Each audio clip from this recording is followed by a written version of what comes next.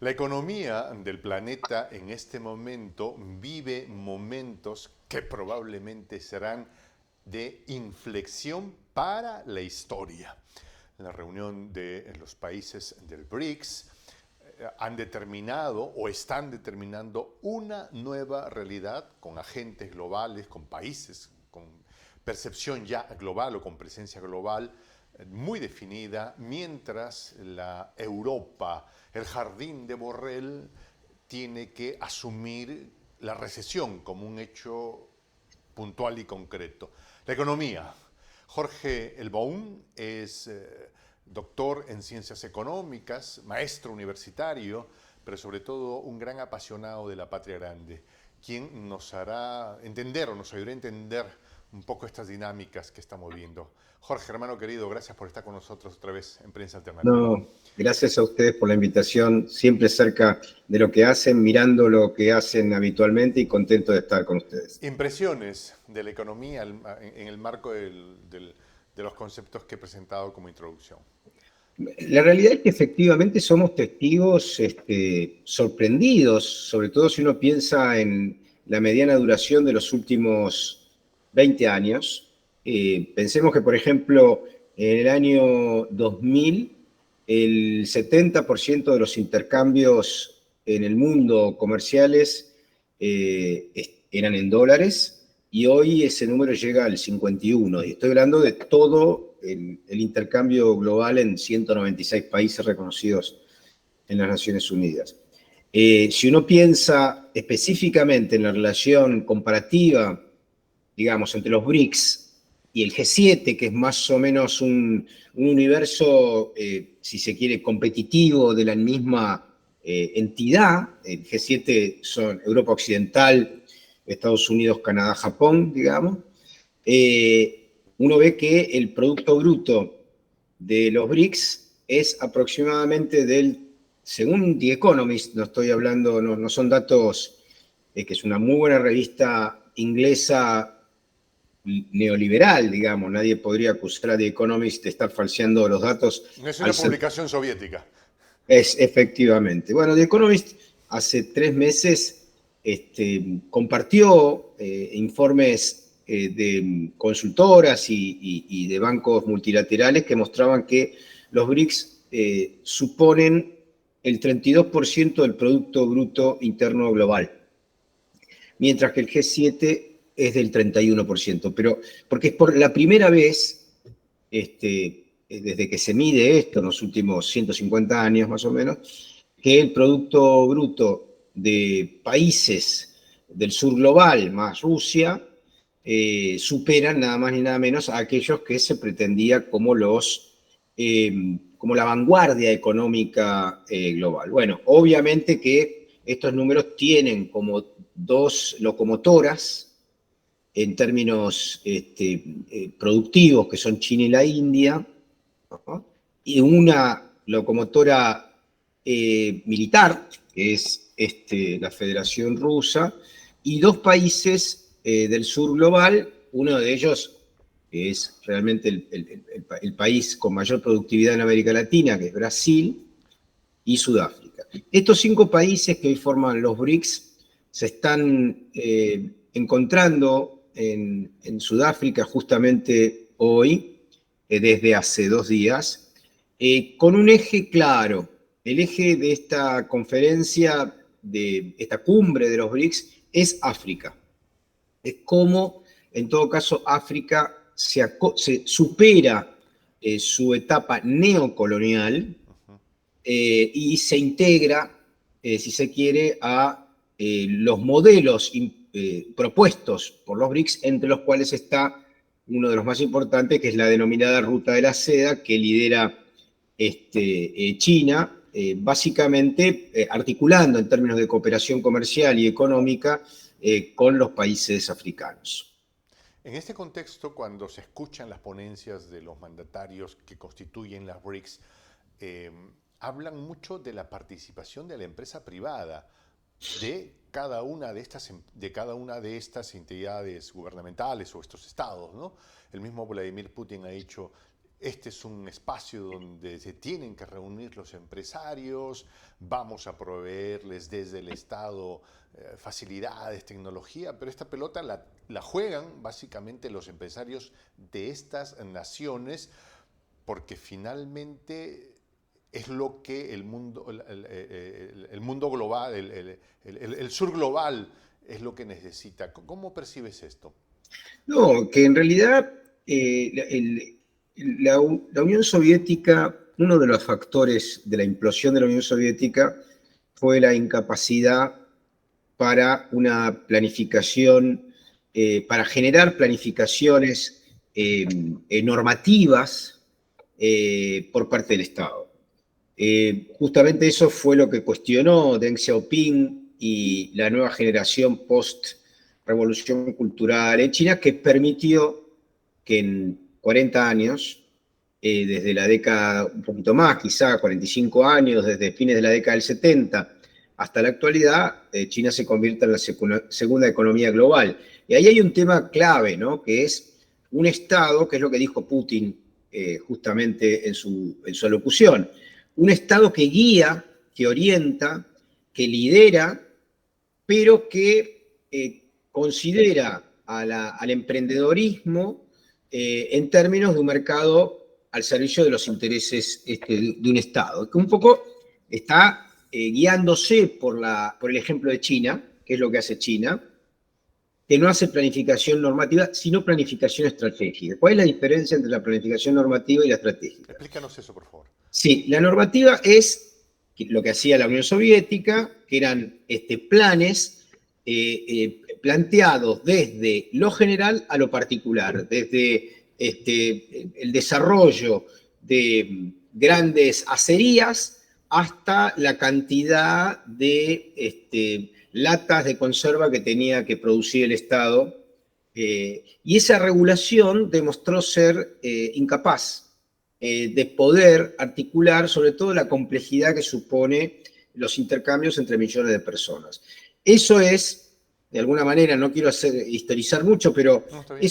Eso es lo que de alguna manera vio un señor en 1920 que se llamaba Vladimir Ilich Ulyanov, más conocido con el apelativo de Lenin, cuando habló de la nueva política económica, es otorgarle al mercado prerrogativas, sí, solo sí, la orientación estratégica más genérica, no la particular, estuviese en manos del Estado, que pudiera, de alguna manera, al mismo tiempo, limitar las desigualdades producidas por el mercado. Y esto es un poco el modelo, a grandes rasgos, con particularidades, por supuesto, en China, etcétera, una gran diferencia en Rusia o en la India, que está de alguna manera ganándole la batalla económica a el G7. Es decir, ¿cuál es la diferencia? Que en China y en Rusia, el modelo especulativo que se promueve al interior del G7 no es valorado ni validado. Es decir, hay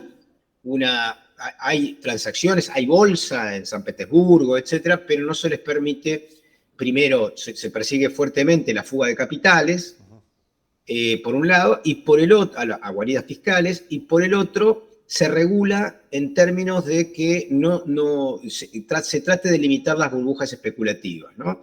Que es el gran problema que tiene, obviamente, que ha tenido Estados Unidos en el 2008 con la crisis de las hipotecas subprime, etcétera, y lo que todavía funciona de forma desalentadora en Europa Occidental, que hace que muchos de los dineros, mucho del capital acumulado no se oriente a la producción, sino a la especulación financiera. Otro de los temas que no podemos dejar de pasar es la India, la estrella emergente en este proceso, al punto que incluso ha llegado al BRICS diciendo, hice llegar un artefacto a la luna, lo siento amigo Putin que tú no pudiste, porque sabemos que los rusos intentaron también llegar al BRICS con lo mismo, pero les falló la tecnología. La estrella emergente, India, mayor población que China, están ahí, pero todavía una sociedad que no termina de de amalgamar sus diferencias culturales, las complican? ¿O qué percepción tienes tú sobre la India No, en este India momento? es una caja de resonancia enorme, es un país multicultural, con algunas tensiones muy profundas vinculadas a dos aspectos. Uno, religiosos. Es un país de 1.300 millones de habitantes con 300 y pico, 400 millones de musulmanes que están bastante en conflicto con el hinduismo y algunas otras tradiciones presentes en la India. Ese es un problema. Por supuesto que ese problema también lo tiene China, un poco más limitado.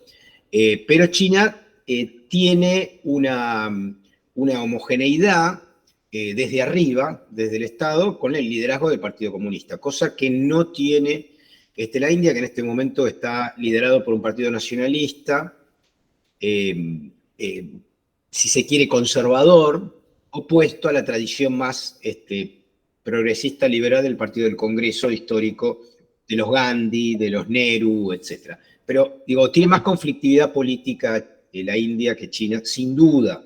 Todos estos países son países enormes, obviamente, pues, para que la gente tenga una idea, uno cree que China tiene un solo idioma, el chino mandarín. Bueno, el chino mandarín es un idioma de transacciones, pero hay 40 idiomas en China, ¿no? Hay también mucha complejidad, pero el liderazgo del Partido Comunista, entre otras cosas, gracias al éxito conseguido en su desarrollo y en la mejora de la calidad de vida de la gente, no está en disputa. No es el caso de la India, que tiene mayores niveles de conflictividad política, sobre todo entre el partido del gobierno y el partido del Congreso, por un lado, y un nivel de situaciones de enfrentamiento étnico, religioso, mucho más asiduo que China. Ahora bien, estos dos son entre China y la India, estamos hablando del 30% de la población mundial, ¿no? Solo los dos, poco más quizá.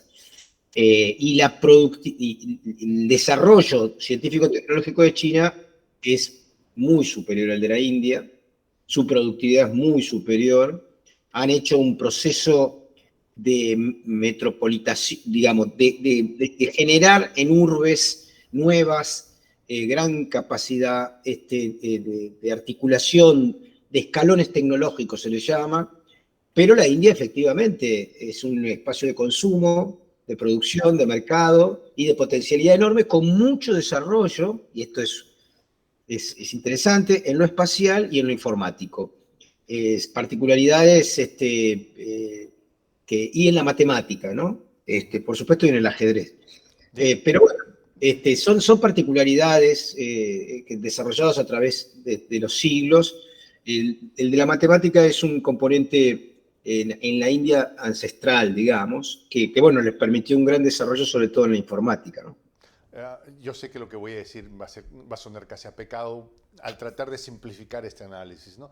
Pero para tener una mirada gruesa, podríamos decir que China, esa China de los Han, que se controla básicamente desde el Partido Comunista, tiene precisamente una sociedad multicultural, con sus diversidades, con sus pulsos, pero que han logrado un vértice, un amarre a través del Partido Comunista, les guste o no, que mantiene un eje y funciona, ¿no? Y los ha cohesionado. Mientras que en la India está Modi, que es un ser carismático y todo, pero que no hay una estructura de Estado que los conglomere, podría ser, siendo bien minimalista en mi análisis. Sí, sí. Sí, no hay, yo diría más que una estructura de Estado, es una estructura política. No hay una estructura política en la India que homogeneice y que brinde, no lo hay hasta ahora, digo, no la ha habido mucha confrontación, sigue habiendo algunas provincias con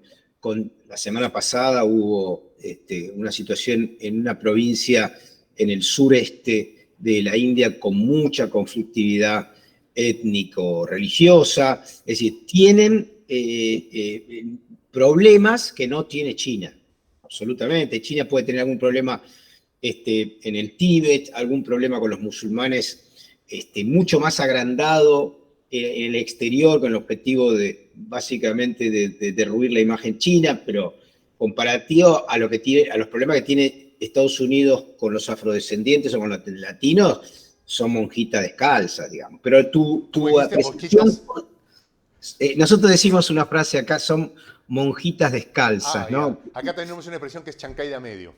Claro, sí, o sea, son problemas chiquitos al lado de los graves problemas que tiene Estados Unidos, básicamente vinculado a lo racial, ¿no? Y a lo racialista. Pero India tiene una potencialidad enorme.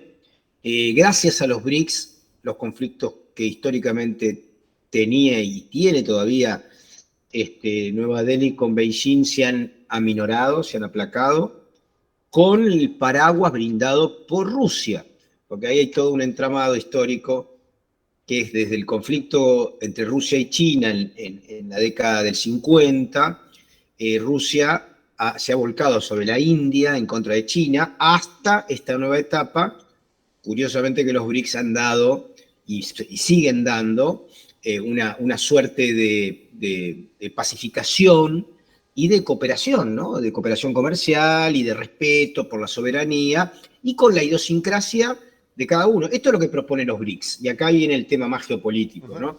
Los BRICS proponen un modelo, un orden global basado en el respeto a la idiosincrasia de todos los países y en la no intervención en los asuntos internos de ningún país.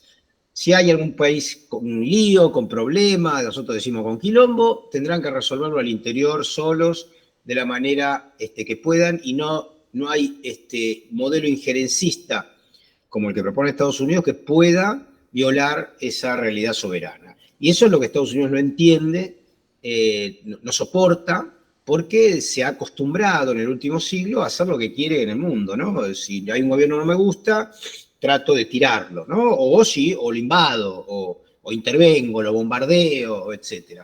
No es el modelo que está proponiendo los BRICS, razón por la cual hay 26 países que quieren entrar a los BRICS, entre ellos Argentina, por supuesto. Creo que es un modelo superador de una lógica de las Naciones Unidas rota. La Carta de las Naciones Unidas fue rota por Estados Unidos brutalmente en Yugoslavia en la última década del siglo XX, cuando bombardeó junto con la OTAN Yugoslavia, pese al veto en su momento inicialmente de la Unión Soviética y después de la Federación Rusa. Es decir, Estados Unidos violó la Carta de las Naciones Unidas en un momento de mucha debilidad de la Unión Soviética, en el traspaso hacia la Federación Rusa, y de ese momento siguió violándolo, lo violó en Libia, lo sigue violando en Libia, lo viola en Siria, todos lugares donde tanto China como Rusia levantaron la mano en el Consejo de Seguridad en el marco de una regla, la Carta de las Naciones Unidas, que dice lo siguiente: nada se puede hacer por fuera de tu país que no tenga acuerdo de los 5 ganadores de la Segunda Guerra Mundial, que son China, Rusia, Francia, Reino Unido y Estados Unidos. Se respetó eso más o menos hasta los años 90, con mucha discusión, etcétera, etcétera, pero Estados Unidos dijo ahora unilateralismo. Yo hago lo que quiero, aunque Rusia vote en el Consejo de Seguridad de las Naciones Unidas en contra. Y eso quebró todas las reglas del juego. Y Estados Unidos dice, bueno, las reglas las pongo yo. Claro. Bueno, la última versión de eso es Ucrania. La regla la pongo yo. Voy a poner misiles en la puerta de Moscú, que es a 200 kilómetros de Moscú, y hago lo que quiero. Y bueno, llegó el momento que una tradición de mucha dignidad patriótica como es la rusa le puso límites, le está poniendo límites y va a ganar la guerra sin duda. Sí, bueno, los 5 ganadores de la guerra mundial, aunque Francia se metió por los palos, ¿no? Tan ganador no era. Sí. Y yo sé que nos puedes ilustrar mucho sobre eso en su momento, ¿no? Sí, pregunta, sí. La 15 conferencia o la 15 cumbre de los BRICS en Johannesburgo, Sudáfrica, ¿es la negación dialéctica de la conferencia de los tratados de Bretton Woods? Ya lo pronuncié mal. ¿Sí? ¿Crees que es la negación dialéctica del parimiento del dólar? Sí, yo creo que efectivamente pone en cuestión el dólar, lo dijo Putin en un extraordinario discurso el día de ayer, ¿no? Pero lo pone en duda porque la moneda sea el dólar o cualquier moneda, es una abstracción de valor, ¿no? O sea, la moneda per se es un papelito que si uno lo tiene en el desierto y no tiene nada que comprar, siempre es un chiste que se hace en relación a la lectura de algunos textos importantes, uno puede hacer muy pocas cosas con papelitos. El papelito es la expresión de otra cosa. ¿Por qué el dólar tiene valor? Por dos cosas. Primero, porque Estados Unidos es un país productivo, digamos, produce muchas cosas, servicios y bienes, y entonces eso le da un anclaje de confianza, si se quiere, a ese papelito. Pero por otra cosa también, por el poder militar, por la imposición que hace al resto del mundo para que usen dólares. En el año 70, con la crisis del petróleo, Estados Unidos le dijo a Arabia Saudita, mira, si vos no vendés tu petróleo en dólares, yo te invado. Ahí nació el concepto de petrodólares, ¿no es cierto? Es decir, permitió a Estados Unidos salir del patrón oro en 1973, etcétera, y de alguna manera logró que el resto del mundo financie lo que empezaba a ser ya una lógica deficitaria de Estados Unidos, porque Estados Unidos empezó a vender más de lo que compra, perdón, a comprar más de lo que vende, y a recaudar menos de lo que gasta. Que además venía con el bolsillo roto y con un hueco inmenso por la guerra de Vietnam, ¿no? Exactamente. Entonces, ahí vos tenés un país deficitario en términos fiscales, recauda menos de lo que gasta, por eso el techo de la deuda y todas estas discusiones que hay ya hace varios años en Estados Unidos para que le permitan gastar más de lo que recauda o no, siempre está recaudando, está hace 20 años con déficit, y el otro que es el déficit comercial, que en realidad compra por 10 y vende por 5, entonces le queda un menos 5. ¿Cómo se financia Estados Unidos estas dos cosas? Básicamente con el resto del mundo que usamos dólares. Entonces, como nosotros le demandamos dólares, muchos de esos dólares entran a la Argentina, a Perú, a cualquiera, y dan la vuelta y van de nuevo a Estados Unidos en términos de fuga de capitales, en términos de inversiones, etcétera, etcétera. Y debilitan las monedas locales, ¿no? Entonces, ¿Podría profundizar en esta explicación, por favor? No, en realidad es muy simple. Estados Unidos utiliza el comercio internacional en dólares para financiar sus déficits. Gracias a que mucha gente en el mundo utiliza dólares, la maquinita de hacer dólares de Estados Unidos, primero no produce inflación en Estados Unidos, porque hay mucha gente que utiliza esos dólares para comerciar, para comprar petróleo, para comprar bienes, etcétera, etcétera. Eso succiona dólares, digamos, al resto del mundo, y gracias a esa utilización que hacemos en el resto del mundo de los dólares de Estados Unidos, ellos pueden seguir funcionando en el aire, funcionando en déficit fiscal, funcionando en déficit comercial. Ese es como ser un gran mago. Financiando nosotros, cuando digo nosotros, digo el mundo, financia a Estados Unidos el déficit comercial y el déficit fiscal. En la medida, y ahí viene el gran tema que se plantea hace muchos años, pero que Putin ha tomado la decisión junto con los BRICS de cambiar. En la medida que nosotros dejemos de financiar esos déficits, Estados Unidos empieza a tener dos problemas. Uno, la inflación, porque tiene un montón de papelitos que ya no se usan o los destruye o para la emisión o logra que alguien siga utilizando, digamos. Por un lado tiene eso, y por otro lado ya no tiene cómo financiar su déficit. Entonces entra en un problema económico.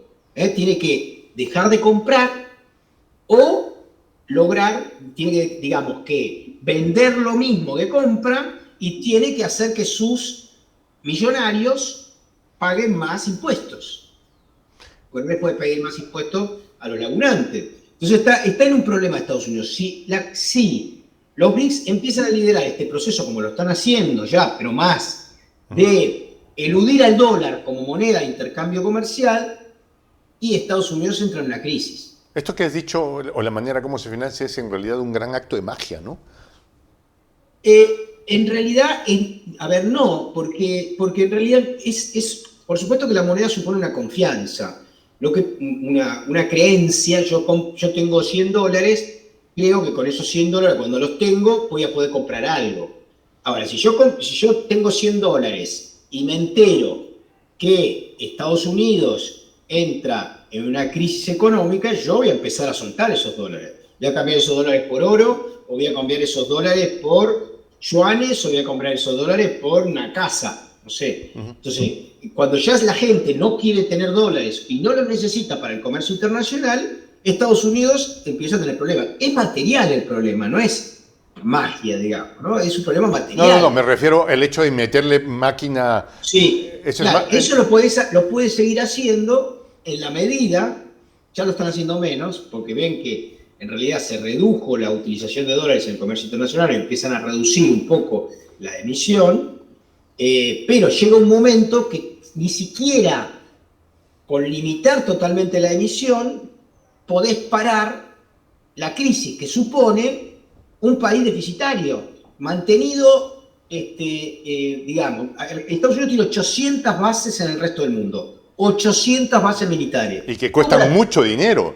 Se necesita mucho dinero. ¿Y cómo la financia? Exacto. Básicamente la financia, por supuesto, con una parte con sus impuestos, con su emisión y también con un montón de países en el mundo y personas que utilizan y demandan sus dólares. Quiero volver a utilizar un análisis simple y tú me dirás si podemos Sí. profundizar en esto, ¿no? El principal tenedor de la deuda estadounidense, China. Sigue siendo, bueno, Japón y China en realidad, ¿no? Pero Sí. China tiene... Hoy es Japón ya, hoy ya es Japón. Ahora es Japón. China tiene mucho dólar. Entonces, si es que pasara algo con la economía estadounidense, el principal afectado sería, o uno de los principales afectados sería China. Entonces, alguien me lo explicaba de esta manera y no sé si es correcta el análisis. China lo que necesita es deshacerse de los dólares, comprar otros activos tipo oro, pero tiene dólares. Entonces, ¿qué hace? Si los comienza a malbaratear o colocar, o sea, le va a ir mal. Entonces, eso explica su énfasis actual por ir y, oye, Perú, ¿quieres un puerto? Te lo construyo. Yo tengo los dólares. Se está deshaciendo de los dólares y está ganando activos. ¿Sería correcto ese análisis? Lo fue hace 10 años atrás, o 8, ya no, porque, qué sé yo, tenía en algún momento el 43%, el 40% de todos los bonos. Los bonos funcionan de alguna manera como los dólares. No son dólares, pero son bonos de deuda, ¿no? Soberanos.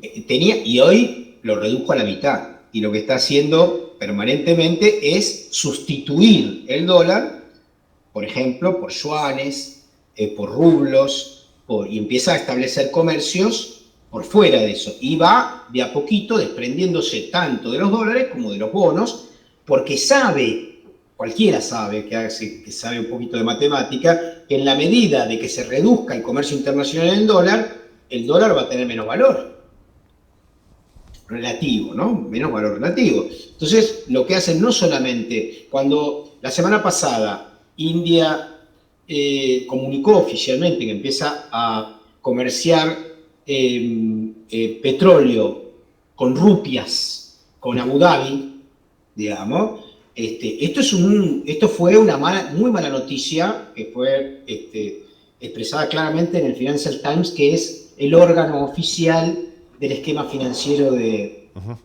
Wall Street, ¿no? En Estados Unidos todos los días se empieza a hablar de esto y están buscando alternativas. La alternativa más importante que tienen en este momento, la apuesta más importante que tiene Estados Unidos, es la guerra. Quiero aprovechar algunas ideas. Europa, camino directo a la recesión. Se esperaba que en la última medición sacara la cabeza del agua. Malas noticias. Alemania no es el motor otra vez. Reino Unido sigue complicado. ¿Qué pasa ahí? ¿Qué expectativas? ¿Qué impresiones?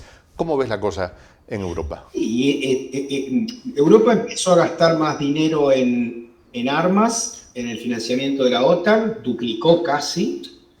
Empezó a gastar más en energía porque la energía barata que le ofrecía la Federación Rusa la cambió por energía más cara ofrecida por Estados Unidos.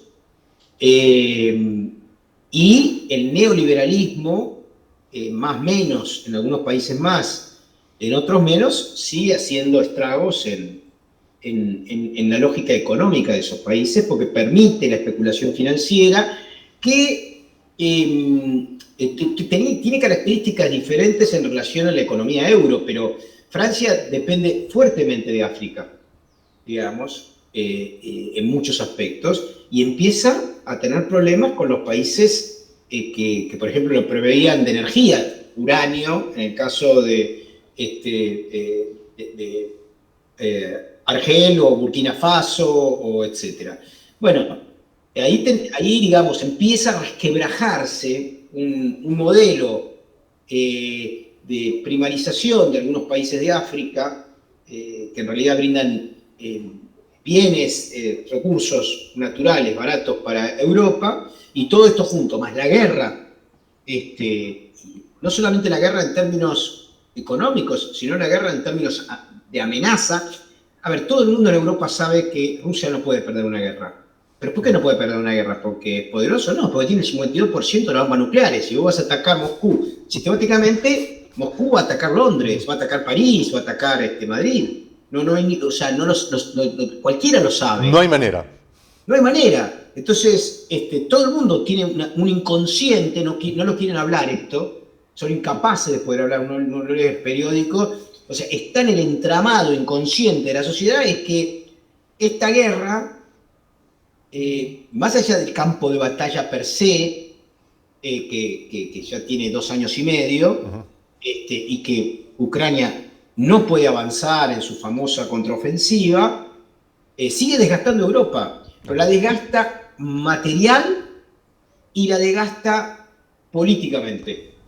En la medida de que todos ven que esto es un armado que hizo Estados Unidos y que metió a Europa en un problema que le genera, obviamente, inflación, carestía de energía, que va a ser más todavía en el próximo invierno, etc. Entonces, es una colonia prestigiosa de la OTAN y de Estados Unidos que está, de alguna manera, limitando. O sea, Europa va a crecer en este año menos que Rusia. Se nos acaba el tiempo. La última pregunta. Y has hablado sobre uranio, el uranio. Sanciones sobre el petróleo, el gas, pero Estados Unidos le sigue comprando uranio a Rusia. Y le ha prohibido, literal, a Europa que compre combustible, pero ellos le compran uranio. Sí, no, hay un montón, no solamente uranio. Hay otras tierras raras que vende China a Estados Unidos, y todavía Rusia no suspendió el uranio a Estados Unidos. Ese es el tema de que hay. A ver, la semana pasada Rusia dejó salir unos buques de granos del puerto de Odessa y no los bombardeó, porque son acuerdos, digamos. Hay aspectos que uno quizá no puede entender, por ejemplo, la relación Israel con Rusia. Uno dice, bueno, ¿por qué Israel no se pone del lado de Estados Unidos? No se va a poner de Estados Unidos. Entre otras cosas porque tiene 2 millones de rusos dentro de Israel, que tienen su corazoncito todavía en la Federación Rusa. Entonces, hay aspectos específicos que hay que conocer para entender bien la lógica, cómo funciona.